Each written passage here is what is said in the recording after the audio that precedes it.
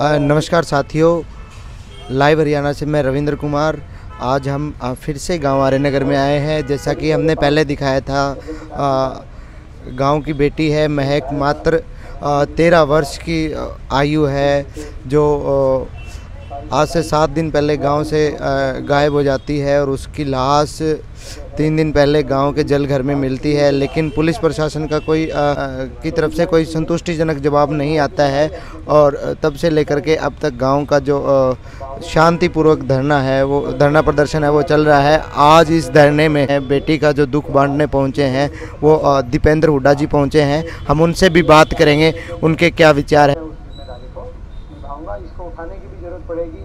अगर इस मुद्दे को न्याय के लिए विधानसभा में अगर उठाने की भी आवश्यकता पड़ेगी तो उसको उठाएंगे। तो इन्हीं चंद शब्दों के साथ और ज़्यादा कोई बात ना कहते हुए सरकार से यही, प्रशासन को यही आपकी बात में बात मिलाते हुए चेतावनी देते हुए कि भाई न्याय के लिए इसमें पूरे गांव की और पूरे इलाके की, पूरे हरियाणा की ये भावना, इतना बड़ा अन्याय, इतना बड़ा अन्याय पूरे हरियाणा का दिल दहला है।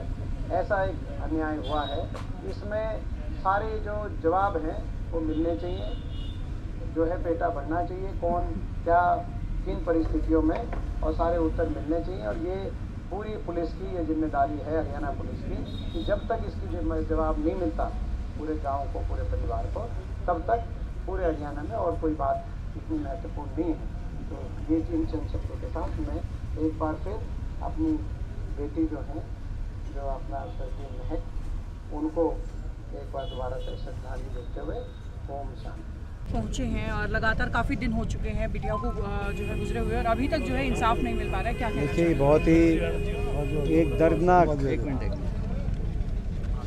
परिस्थितियों में ये सारा वाक़या हुआ है और इससे न सिर्फ आर्यनगर में आज शोकग्रस्त है, पूरा हरियाणा शोकग्रस्त है और पूरे हरियाणा का दिल दहल गया ऐसी स्थिति। और इसमें एक ही मांग है जो कि बहुत साधारण मांग है, वो ये है कि न्याय हो। इसमें जो भी कोई दोषी हो, कोई बचना नहीं चाहिए।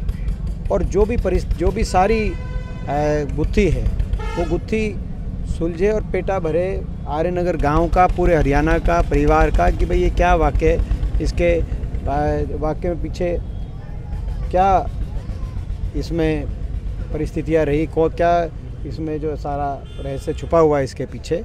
एक एक आदमी, कोई जो भी इसमें कोई शामिल, कोई दोषी हो, वो उसका आना चाहिए और दोषी ना बचाए को बख्शना नहीं चाहिए। ये एक मांग है।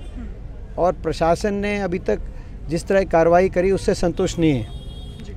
यहाँ जो है, जो मेरे को बताया अभी धरने पे, जिस तरीके से पुलिस प्रशासन का जो कार्रवाई रही है अभी तक वो संतुष्टिपूर्ण नहीं है। तो हम चेतावनी देना चाहते हैं पुलिस प्रशासन को कि यहाँ पूरा फोकस करके, अभी आज रोहतक पीजीआई में पोस्टमार्टम के लिए लेके गए हैं, पहले यहाँ जो हिसार में पोस्टमार्टम हुआ उससे संतुष्टि नहीं बनी पूरे गांव की, पूरे इलाके की। तो कहीं ना कहीं कमी रही है, तो ऐसी कमी नहीं होनी चाहिए। कहीं से कोई दबाव की बात अगर आएगी तो वो भी स्वीकार्य नहीं होगी। और जो अगर कोई बात अगर इस तरह की आएगी, कोई रोड जाम वगैरह के लिए जो गांव पूरा का पूरा गांव उठ के आया था, उसमें अगर उसकी फोटोग्राफी करके और उनको अगर निशाने पे लेने की बात आएगी तो वो भी हम स्वीकारेंगे नहीं। ये भी हम कहना चाहते हैं प्रशासन को, पुलिस को और सारी सरकार। संत साहब, प्रशासनिक अधिकारी से किसी से आपकी बातचीत हुई? मैंने पीजीआई रोहतक में बात करी, जो वहाँ के पोस्टमार्टम के जो हेड हैं, एचओडी हैं, उनसे मैंने बात करी, क्योंकि अभी वहाँ पे पहुँच गए हैं पीजीआई रोहतक में। तो मैंने कहा कि भाई इसमें जो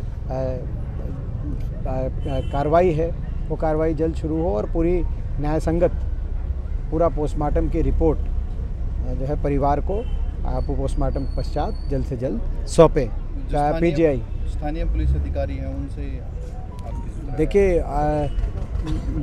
जो यहाँ के एसपी हैं, पीजीआई के मुझे डॉक्टर ने बताया कि उन्होंने एसपी को एक बताई थी एक बात कि जो है जूरिसडिक्शन का मामला पड़ता था, तो यहाँ अग्रोहा से रेफ़र कराने की बात थी, तो उसमें यहाँ के एसपी लगे हुए हैं, ऐसा मेरे को बताया गया। तो जो आवश्यकता पड़ेगी डीजीपी से और एसपी से मैं दोनों से बात करूँगा अभी, और उनको ये जो आपको मैंने तीनों बात करी कि भाई एक तो मुकदमेबाजी नहीं होनी चाहिए रोड जाम को लेकर किसी पर भी, और एक न्याय मिलना चाहिए, और न्याय ही हमारी सबसे बड़ी मांग है। बेटी को न्याय मिलेगा तो ही हमारा, मैं समझता हूँ कि पूरे हरियाणा का पेटा भरेगा, और यही एक हमारी सबसे सर्वोपरि मांग है। हरियाणा में जिस तरीके से क्राइम रेट बढ़ रहा है, आप क्या कहेंगे?